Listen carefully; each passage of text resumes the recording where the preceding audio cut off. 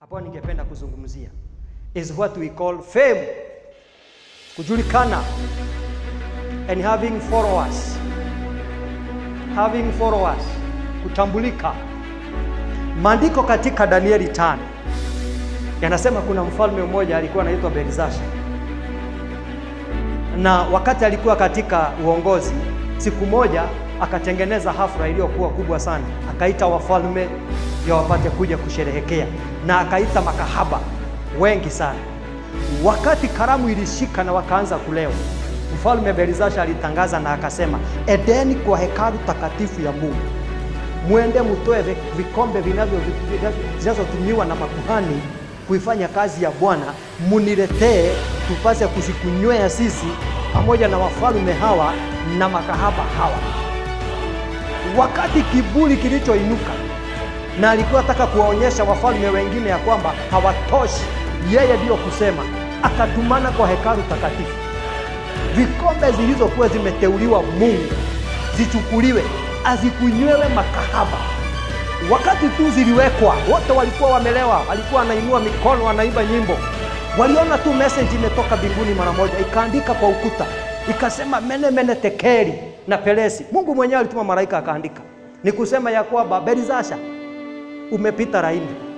Hata kama unajiinua kwa wanadamu, umepita laini. Akamwadikia mene mene, akamwambia, nimekomesha ufalme wako na nimekuweka katika mizani, nimekupima nikaona hautoshi, na ufalme wako kuanzia leo nimeugawa, nimeupea watu wanaitwa Medi na Peresi. Na siku hiyo mfalme Belizasha hakuamka asubuhi. Wakati aliinuka akakalia kiti cha Mungu, akataka kujionyesha ya kwamba yeye anaweza, Mungu akamnyamazisha.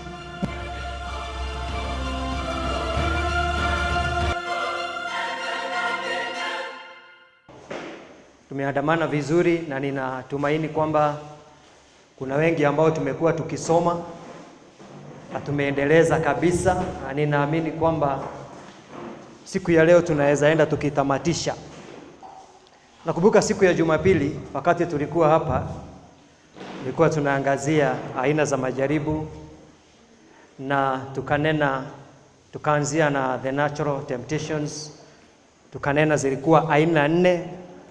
Tukamalizia hapo, tukaingia tena the physical temptations, na tukanena moja about the freedom, uhuru, ambao hakuna mtu ambaye anahitaji kuwa na uhuru wake. Leo ningependa tuanzie pahali tuliwachia siku ya Jumapili, na tuende the second physical temptation ambayo inaitwa wealth, utajiri, wealth. Ningependa kusoma maandiko katika kitabu cha Marko 8, the book of Marko 8, I think 36, book of Mark 8 and verse 36 there.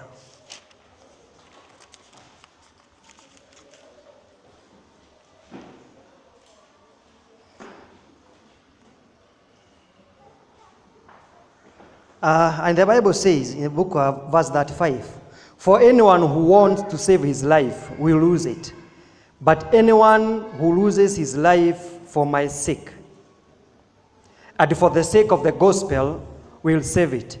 What again then is it for a man to win the whole world and ruin his life? And indeed, what can a man offer in exchange of his life? Yesu ndiye alikuwa anafundisha mafundisho haya ya kwamba itamfaidi nini mwanadamu hata kama ataupokea na apewe aurithi ulimwengu wote ukue wake, kuanzia Mushadha, Banana, Runda, Kibera, aende mpaka Amerika, apewe yote, ambiwe hii ni yako, tumekupea leo. Itamfaidi nini mwanadamu hata kama atapewa ulimwengu wote ukue wake? Wealth. Hata kama ningeuliza kwa hii ibada ya vijana ya asubuhi ya leo, nani asiyehitaji kuwa na pesa? Hakuna. Nani asiyehitaji kuendesha gari nzuri? Hakuna. Nani asiyetamani kuishi kwa nyumba iliyo safi? Nyumba unaamuka, unaenda kwa shower, ukitoka tu table room unakuta tayari umetengenezewa breakfast. Chai iko tayari, mayai iko tayari, unatoka nje, unaambiwa yes madam, nikusaidie aje? Sasa hiyo ni driver anakuuliza, yes madam, nikusaidie aje? Unamwambia nipeleke shopping to Rivers. Anakwambia thank you madam. Nani asiyehitaji kuheshimiwa kwa aina hiyo? Wakati unafika kwa gari unafunguliwa mlango, unaambiwa ingia ndani. Ukifika pale to Rivers, anaenda anakufungulia. Alafu anapiga saluti, anakwambia asante. Anabaki pale anakugojea. Ukifika to Rivers, ukifanya shopping, unabebwa mpaka kwa gari. Unaambiwa asante.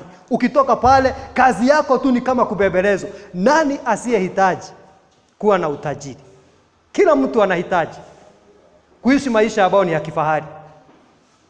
Lakini hakuna mtu ambaye niseme shetani anaelewa ya kwamba kila mtu anahitaji utajiri. Na sio utajiri tu, utajiri wa haraka. Utajiri wa haraka. Nikiambia kila mtu atoe simu, yule atatoa simu ya kwanza, mwenye anajua simu yake ni kali. Kwa hivyo hana shida na simu, atatoa simu kali. Wakati mtu amevaa mavazi mazuri, unasikia kweli kabisa niko sawa. Hivyo ni kumaanisha hakuna mtu asiyehitaji maisha mazuri.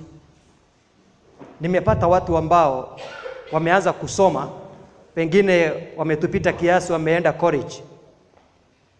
Ukienda seminar wanakuuliza itanifaidi nini mimi kupanda stairs iniumize mpaka 9th floor, nikijua kwamba naweza bebwa na lift iniweke pale. Nilisikia kwa runinga wakati nilikuwa nasikiza seminari za watu wa college.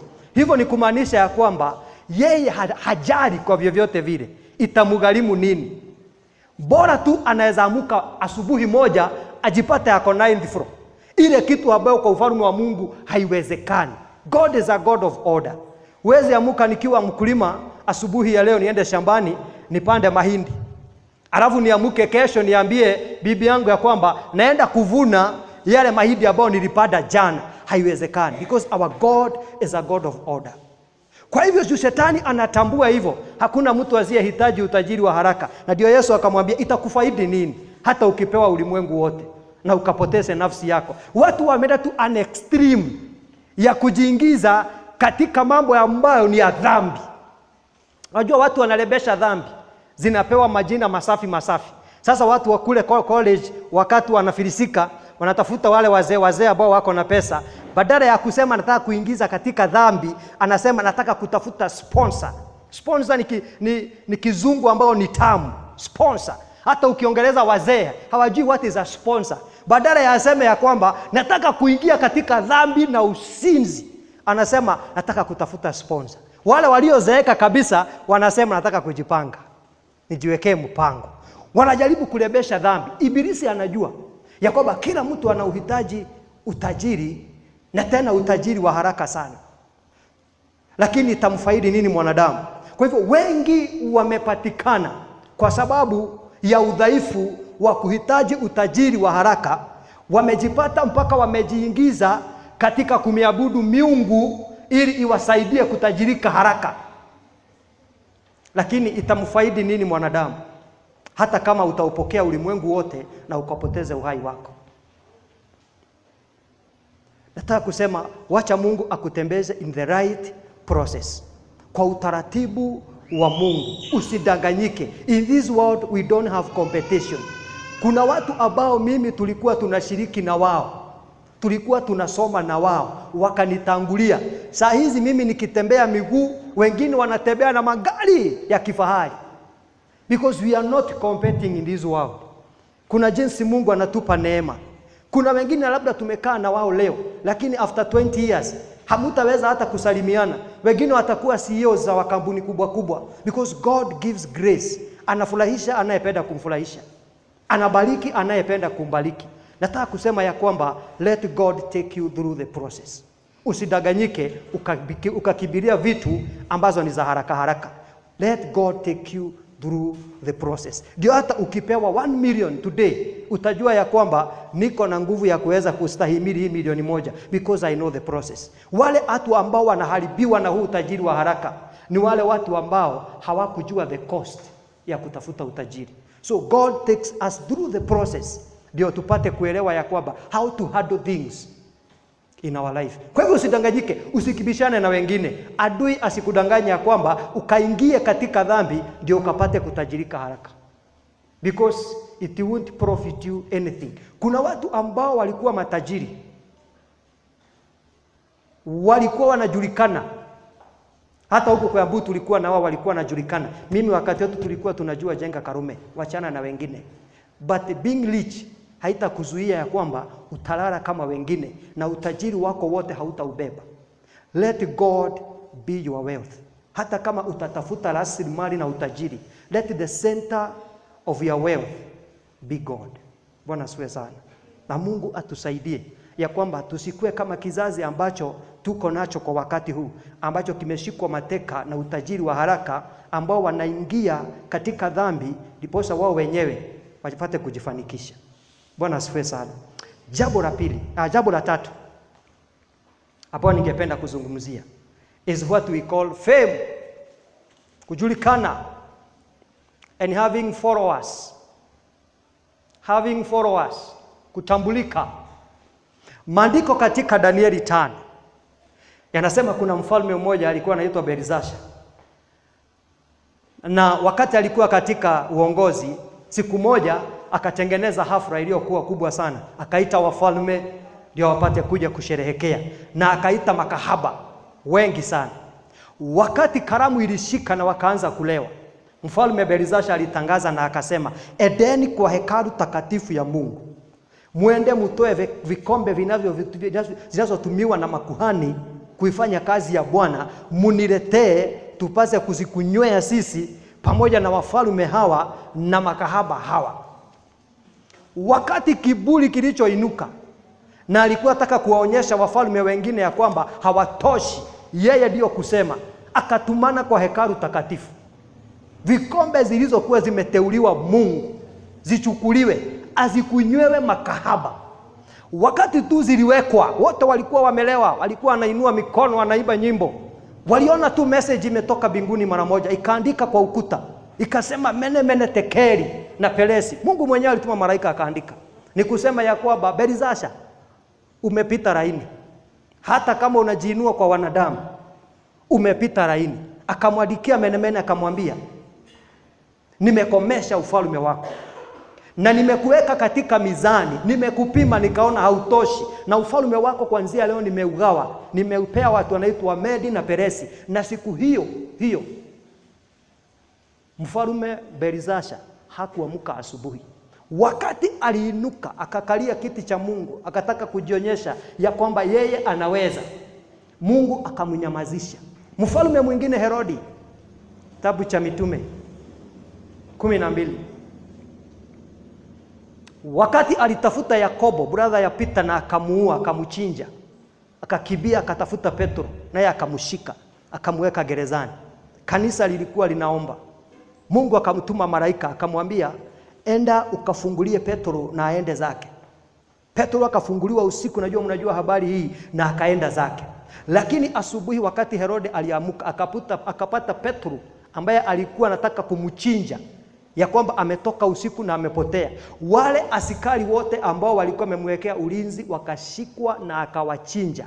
Na alikuwa na wageni ambao walikuwa wametoka Turo na Sidoni, walikuwa wamekuja kutembelea Herodi. Wakati aliitana mkutano wa baraza kuongea, wale wageni wakasema, hiyo sauti ya anayenena ni kama ya Mungu. Wakati Mungu alisikia, akamwambia Herode, umekuja sana. Aliamuru minyoo ya tumbo. Alilazimisha minyoo. Uniambia nani hana minyoo? Nani hana minyoo? Daktari yako na minyoo na ndiye anatibu minyoo. Chokora ako na minyoo na ndiye anakula vitu mbaya sana. Mwalimu ako na minyoo. Pastor, hata kama mimi ninahubiri, pastor anakuaga na minyoo. Hivyo ni kusema mnyoo haina adabu, hakuna pahali hawezi tembea. Mungu aliamuru mnyoo, ikamwambia shughulikieni Herode, ni kwa sababu amekuja sana, ate sauti yake ni kama ya Mungu. Hivyo ni kusema amejiinua kiasi ya kwamba yeye amekuwa kama Mungu, kiburi chake kikamwangusha chini. Hapo hapo alikufia baada ya hotuba, hata hakumaliza mkutano. Kama watu wanaangalia, alikufia mbele za wao. Fame. Watu wanapenda kuwa juu, kutambulika, kujulikana, na wengine wanatambulika na mambo ambayo hayana maana. Jumapili nilipatana na kijana mmoja akiwa na jeans, amekata mguu mmoja mpaka hapa, lakini mguu mmoja iko na tunywele tumesimama hapa. Anataka kuonyesha wengine, nyinyi hamuelewi, mimi ndio kujua, na anapiga picha, anaweka kwa internet pale kwa Facebook. Unapata watu wakisema ndio kabisa uko sawa, lakini ukiangalia kitu inaandikwa iko sawa, unashindwa huyu ni wazimu ama shida yake nini? Unashindwa kutofautisha wazimu na huyu jamaa. Unajua anatafuta nini? Anatafuta numbers ya kwamba watu waone kwamba mimi ndio kusema utofauti. Mtu anakibishana kuwa kama mtu fulani, na ndio unapata watu hata saa hii ukienda kwa kijana mdogo mwenye ambayo bado ndiye ameanza kuchora nyumba na kuweka picha. Ile picha utapata pale ya Michael Jackson, ama utapata Roman Reigns amejaa kwa ukuta kuanzia juu mpaka chini, na zile manguo zote anavaa ni Roman Reigns. Anaadimaya kuwa kama Roman Reigns, jina yake mpaka kwa mtaa anajulikana. Siku hizi anaitwa Roman Reigns sababu ya ile manguo. Ametamani kuwa Roman Reigns mpaka amebakisha kidogo kung'oa mikono ya shati, mikono iende ikiwa nje. Tofauti ni moja, yeye ni mnyonge, hata ukimwangalia hana afya, na anakaa kuitwa Roman Reigns. Kama mkono ukiangalia inakaa ya umbu, anataka kuitwa Roman Reigns. Na kwa sababu ya hiyo kusukumwa, unapata kwamba ule msukumo unafanya watu wanafanya mambo ambayo haieleweki. Anataka kuwa juu, kuwanyamazisha wengine, wao ni kidogo, kutafuta followers. Unapata wengine wanatu unextend ya kwamba wanaulizwa, can you trade your soul with the devil? Na akakupa utajiri na rasilimali, na anakuambia nikikupea huyu na kuhakikishia utakuwa kama Diamond Platinum, watu watakupigia saruti. Mtu anasema I don't care trading that soul, kwani itanigharimu nini? Kwani Diamond amekufa? Watu wamekibishana na fame mpaka wamepoteza the track of God. Hawataki hii mambo ya kugojea hii Mungu ya imani hii. Kwa hivyo watu wanapotoshwa na ibilisi sababu they want fame in the world, kuinuka, kujulikana, kuwa na followers. Itakufaidi na nini? Bwana asifiwe sana. Itatufaidi na nini? Ile kitu ningesema ni ya kwamba let Jesus be your role model. Let Jesus be your role model. Wacha kukibishana na mambo. Wacha kukibishana na Roman Reigns. Atakusaidia na nini? Wachana kukibishana mambo ambayo haina maana. Atataka kuwa Diamond. Alafu wewe Diamond na hata hujamaliza form 4 unataka kuwa Diamond. Wacha Diamond, hujulikani Musadha. Na wimbo yenye hata unaongoza hapa bado inakaa ni kama inalia. Wimbo inalia. Na nataka kuwa Diamond. Let God direct your path. Usiwache kuinuka, kuwa na fame, kutambulika, ukashindwe mateka na adui. Watu wengi ambao walipeana uhai wao kwa ufalme wa giza ni wale walitamani kutambulika na kujulikana. But by the end of the day tuliwazika. Kuna watu waliogombea ambao walikuwa na majina makali ya ugaidi, kama vile tulikuwa tunatambua Osama bin Laden. Sasa hii kama amechoma ama amezikwa, but the fact is we don't hear about Osama bin Laden. Walikuwa wanajulikana in the whole world. Kwa mtoto anasema Osama bin Laden, na hivi nani? Mama mzee anasema Osama bin Laden akifema mate, na hata hajui kama Osama bin Laden ni nani. Mgaidi, itikadi kali za kidini. They were famous, walikuwa wanajulikana, wanaua wanadamu, lakini saa hizi hawasikizi tena. Sababu the life of a man ni fupi sana. Do the right thing with your life. And let Jesus be your role model. Bwana spesa. Usiwache shetani akakushika mateka ukitafuta fame. Na ningependa nisimamishie hapo ndio nipitizie ama niguze mambo manne ambayo ni ya maana sana. Tumegusa hapo mambo mengine yote. Au mawili yale yalikuwa ni matatu. nimalizie. Ya kwanza ilikuwa freedom, ya pili ilikuwa faith na wewe, hizo mambo tatu. Lakini how can we overcome this? How can we overcome all this? Yesu wakati alikuwa ananena na mitume, na mambo ya msingi kabisa ya Wakristo wote, wakati alikuwa ananena na mitume aliwaambia ya kwamba in the book of Matthew 26 that pray and pray hard for you not to fall into temptation. Pray and pray hard for you not to fall into temptation. The biggest sin of a Christian ni kukosa kuelewa nguvu ya maombi. Hakuna kazi ngumu kuliko maombi. Hata afadhali waambie uchukue jembe ukalime. Prayer is hard work. Ile jambo nilikwambia ni hapa, weka msingi wako katika maombi. Nakumbuka nilikuwa natazama last time Brother Moses alikuwa anasomesha kuhusu prayers and the types of prayer. Base your life in prayer. Connect your life with people who love prayer. Spend the time.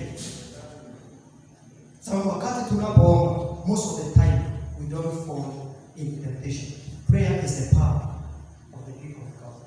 Hiyo ndio mambo ya kwanza ya msingi sana. If you want to overcome the enemy, be a prayerful machine. Sometimes it's not about the rate of the prayer, but ilikuwa sincere na yale mambo ambayo unayazungumzia. Unajua kuna watu wanaomba, mtu anaongea na ukimuuliza ulikuwa unasema nini? Hata alisahau, anaongea, but be sincere in prayer. What you talk is what you mean. Kuna watu wanaongea, yanaisha. Anasikiza mwenzake. Anasikia anaongea shamba na mifugo, na yeye anaanza. Na hivyo tu anasema Bwana, nimesimama na hiyo, naombea shamba na mifugo. Yake ikiisha anarudi tena anasikiza. Anasikia anaombea kazi. Na kama vile tu anasema Bwana, na mimi nimeombea kazi. Busy sio with your life. Abia Mungu roho yako. It's not about the length of the prayer, but how sincere is your prayer before God. Be prayerful. Jambo la pili, Daudi akasema in the book of Psalms 119 and verse 105 that the word of God is a light, is a lamp unto my feet and light unto my path. Neno la Mungu ndio taa katika miguu zangu, ndio mwanga katika njia yangu. How rich are you with the word of God? Sababu maandiko yanasema wakati shetani alimwendea Yesu alisimama kwa maandiko, akamwambia kumeandikwa. Na shetani pia alikuwa amekuja kwa maandiko. Watu wengi ambao wanapoteza njia ya imani kwa sababu ya kukosa kuelewa maandiko, hata wanapotoshwa na maandiko ambao wanaamini. Mara nyingi nimeona watu wakizungumza baadhi ya Mungu ya Waislamu na Wakristo. Na siku moja nikaona Wakristo waliulizwa swali, wakasema wakaletewa maandiko bahali imeandikwa Mungu wenu halali na asimzini. Ni kweli? Wakristo wakasema ni kweli. Muislamu akampeleka tena maandiko, akamwambia ya kwamba na maandiko inasema kuna wakati Yesu alilala katika merikabu, wakati walikuwa na Petro na Yohana. Huyu ni Mungu unayemzungumzia kama huyu ni Mungu mwingine? Nikaona watu wamerudi pamoja wakawika. Akalia kwa mbele. Na kingine katakoma. Unapata kwamba wanatafuta udhaifu wa maandiko, wanakuleta na maandiko pande nyingine, mnakaa mnachanganyikana, and teach yourself the word of God. Sababu wakati atakukujia kwa maandiko. Ndio shetani naona alimwendea hivi kwa maandiko. Ati kumeandikwa aje? Amesema ati mkikula mtakufa. Mtakufa namna gani? Na mtakuwa kama Mungu. Kuwa na ufahamu wa maandiko. Usichanganywe na watu kwa maandiko. Jambo la tatu. Maandiko inasema ya kwamba mpige shetani naye atakimbia. In the book of James, I think it's the book of James 4.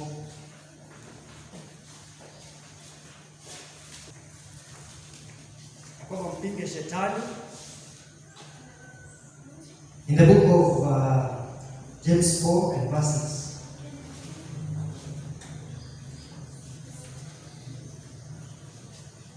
yangu inakuwa imeshikanisha aina 4, 5, 6. So wacha nianzie hapa. God opposes the proud but he gives generous to the humble. Give in to God, then resist the devil and he will run away from you. Resist the devil. Kuna wakati wa kukemea shetani na kuna wakati wa kuondoka na kukimbia mbio. You resist the enemy.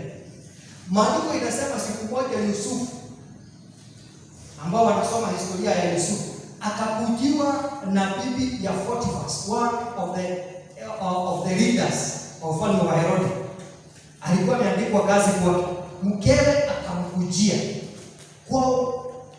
kwa hekima, alikuwa amekuja kama nyoka, kwa ujanja mwingi, na alikuwa anataka washiriki mapenzi na yeye. Na sioni pahali Yusufu alisema, wewe mke, nimekukemea katika jina la Yesu. Hawakuwa wakati wa kufa na jina la Yesu. Sioni pahali Yusufu alikemea yule mwanamke. Ni kwa sababu gani? Ni kwa sababu alijua ya kwamba kuna wakati wa kukimbia na kuna wakati wa kuomba. Resist the enemy and he will free from you. Wakati alishikwa nguo na yule mwanamke wa Potiphar, alimwachia koti na akachomoka. Na mimi najiuliza, kama Yusufu angekuwa mwepesi, amwambie yes madam, wacha tushiriki katika mapenzi, na wakati huyo naye Potiphar aingie na kuhakikishia kichwa ya Yusufu ingebaki kwa meza. Lakini he was wise to understand mipango ya adui, kama vile tulisema, is to kill your destiny. Alikuwa anataka ashiriki ndio apate laini ya kumpata, asikuje kuwa wa pili katika uongozi wa ufalme. Hivyo ni kumaanisha kwamba there is time to run away. Sio wakati wote unaenda pale unangojea unapaka uchafu. Hebu niambie, umeenda umealikwa moja, umeambiwa twende basi, kuna party, keki iko, maharagwe, kila kitu inaekelewa kwa meza. Wakati umeshiba, mtu anakuja na chupa mbili kubwa ya kusinga, imekaa hivi, imeandikwa pande hii Smirnoff, pande hii nyingine sisijui sana, makali vodka, zimewekelewa kwa meza. Naye dada akae pale, aanze kusema kwa roho, nimekemea katika jina la Yesu. Wacha nikwambie, utakemea, lakini ukitoka nje ukirudi, wengine wakianza kucheka, utaona ni kama wanacheka vizuri sana. Wacha hata mimi nione hii kicheko inatoka wapi. Ukitoka pale utakuwa unaimba wimbo ya kwao. Kuna wakati wa kuondoka na kuna wakati wa kukemea. Resist the enemy. Ukiona yule ambaye tunatembea na yeye huyo ameanza kuongea, oali hadi na yake, akiongea kidogo mayaka, oali hadi na kama hana. Ukiona mtu anaanza kupitia laini hiyo, my friend, anza kuondoka. Sababu next time utakuwa kama yeye, utakuwa unasema tunaaje nanga. Utakuwa unaongea kama yeye. Hiyo wao utapata imekuingia na hautamkemea. Umwambie brother, nimekukemea katika jina la Yesu Kristo. Hiyo roho na itoa. Utapata anaendelea. It's your time. Tunamwambia nao hapa tumefika brother, hatuwezi hapa. There's a time to resist the enemy. Sio kukaa pale na kuwa pole na kusema napigana hii ya kiroho. Hii itabadilisha uongo yako. There's a time to resist the enemy. Nataka kukuambia, if you want to overcome temptation, resist the enemy. First, be prayerful. Second, have the word of God. Resist the enemy. And the number 4, very important, ambayo watu wanaipuuza, is have a spiritual father. Have a spiritual mother. Baba wa kiroho, mama wa kiroho. Ni nani huyo? Ukisoma maandiko in the book of Timothy, I think Timothy 2:1-7, unapata kila siku Timotheo alikuwa anakemewa na Paulo. Anamwambia, wewe Timothy, unataka kuzima ile moto, ulipokea Roho Mtakatifu wakati nilikuwekelea mikono. Anamwambia kabisa, usijaribu, mimi nilikuwa najua dada yako nilikuwa na imani. Na nilikuwa najua hata mama yako alikuwa na imani. Kwa hiyo hata leo jaribu kuzima moto. Puliza kabisa. Alikuwa anamkemea wakiwa na Titus, wakiwa na Kefa. Anawakemea kila siku. Anawaambia msipite hiyo, pitieni hii. Wakiwa wanyonge na wakati wanatoka katika majaribu, walikuwa wanaenda kwa baba yao wa kiroho kwao. Anawawekea mikono. Anawaambia tena msifu nguvu ya kusonga mbele. Baba wa kiroho ambaye anaona pahali wewe hauoni, mwenye atakusaidia katika maombi, mwenye atakusaidia katika mashauri. important. Na nimepata kwamba tuna kizazi, hata ukimwambia tafadhali dada yangu usipitie hapo, anakuambia hii ilikuwa ni mambo ya kale. Kwa unajua siku hizi hamuoni. Anataka kusema yeye ako juu, anaelewa mambo kuliko jinsi wewe unavyoelewa. Kwa sababu Mwenyezi ako chini, wewe ndio unaelewa mambo. Kuwa na baba wa kiroho akukemea. Wakati unaona shida imekuwa ngumu, au wakati unataka mashauri, kuwa na baba wa kiroho. A spiritual father that's going to guide your life. And a spiritual father who is spiritual. Bwana asifiwe sana. Baba wa kiroho. Wakati unasikia moyo wako ni mdhaifu au unasikia kabisa nimechoka. Hakuna mtu hajawahi choka katika safari ya wokovu. Unajaribu kuomba, unasikia inafika hapa inarudi. Wakati wengine wameomba wanalia, wako wanashindwa hata mahali ndio mahali ndio kuomba ndani. Ni kuomba unakaungana. Kila mtu anafika mahali anashindwa. Wako wanajiuliza, na kweli kabisa nimeokoka. Inafika hapo. Na kweli kabisa nimeokoka. Na kweli kabisa ninaelewa wokovu ni nini. Wakati inafika hapo ndio naenda nafanywa kazi kama watu. Unaona mwambie hivi kama niko chini kabisa. Nakwambia kaa ufanyie kazi. Anakuombea, anakuinua na neno la Mungu kitoka pale, unatoka na kuwa na nguvu. Hapa spiritual father. Akae kushika. Choose ya Mungu.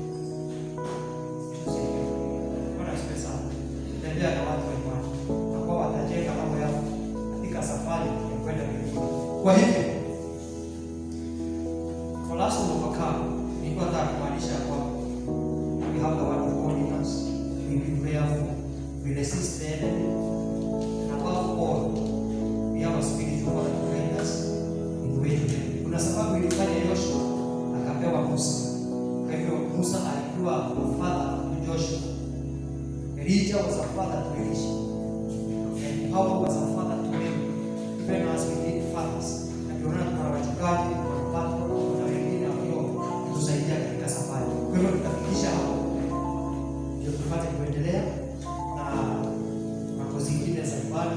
Kwa hivyo Bwana awabariki sana. Na nipende kusema ya kwamba nimefurahi sana kuwa hapa kwa pamoja. Kusoma kwa pamoja. Bwana sana sababu ya hilo jambo. Kwa hivyo Bwana awabariki. Na hapo sio wale ambao wamekuwa kanisani.